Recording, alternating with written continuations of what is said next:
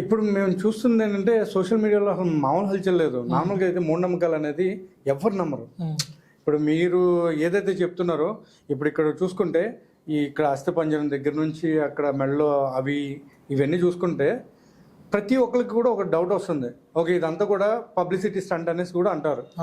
కానీ నిజానికి అసలు మీరు ఎవరు, మీరు ఇవన్నీ పెట్టడానికి గల కారణం ఏంటి, అసలు ఏంది, నిజంగా నమ్మాలా వద్దా మిమ్మల్ని?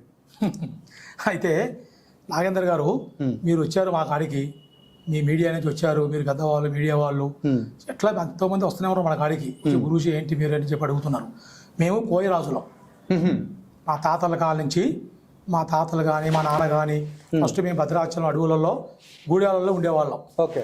అయితే అప్పుడు మేము ఆ తాతల కాంచి వైద్యం చేసేవాళ్ళం. నాటు వైద్యం. నాటు వైద్యం అంటే ప్రాబ్లాలు, పిల్లలు లేని వాళ్ళకి మొఖాల నొప్పులు కానీ, దగ్గు కానీ, చిన్నపిల్లల విషయాలలో ఇలాంటిదైనా కూడా కొన్ని ఏర్లు యంత్రాలు ఇచ్చి అమ్మవారు పూజ చేసి కొన్ని చేసేవాళ్ళు మా తాతల కానించి. భద్రాచలం చేయడు గూడాలు మాయి. అయితే కొన్ని గూడాలు చీలిపోయినాయి. చీలిపోయి మేము ఇట్లా ఇంతకుముందు మా తాతల కానించి మేము ఈక పెట్టుకొని బయట తిరిగేవాళ్ళం.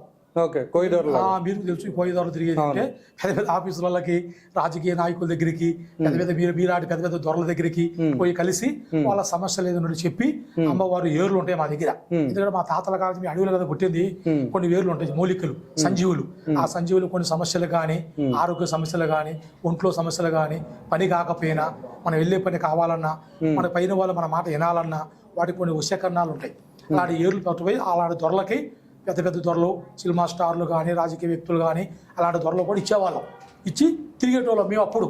అంటే ఇప్పటి వరకు మీరు ఎవరికైనా సినిమా స్టార్లకు కానివ్వండి, లేకపోతే రాజకీయ నాయకులు కానీ ఎవరికైనా ఇచ్చారు? చాలా మందికి ఇచ్చాను, చాలా మందికి చేశాను.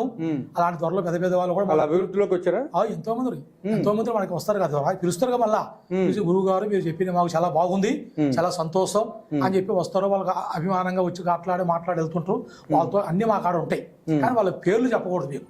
ఎందుకంటే పెద్దల వాళ్ళ పేర్లు చెప్పి మనం తక్కువగా చేయటం అది కరెక్ట్ కాదు. వాళ్ళు పర్సనల్ గా వస్తారు, కలుస్తారు, లేదంటే వాళ్ళ ద్వారా తెలిసిన వాళ్ళ ద్వారా పిలిపించుకుంటారు. వాళ్ళ ఇంటికి కూడా వెళ్తాము, చేస్తాము. అది మేము చేసే పని. కోయ వాళ్ళం అంటే మా తాతల కాలం నుంచి కూడా మేము కోయరాజులు అని పిలుస్తారు మమ్మల్ని. ఇప్పుడు మీలాంటి దొరలు చూసి కలవాలి కదా అని ఇట్లా ఆఫీసులు పెట్టుకొని పెద్ద పెద్ద దొరలు కూడా కలుస్తున్నాం, చేస్తున్నాం. మనం నేర్చుకునే విద్య 10 మందికి బాగుండాలి, అందరూ మంచి చేయాలి కదా అనే ఒక ఆలోచనతోనే మేము చేస్తున్నాం. అలా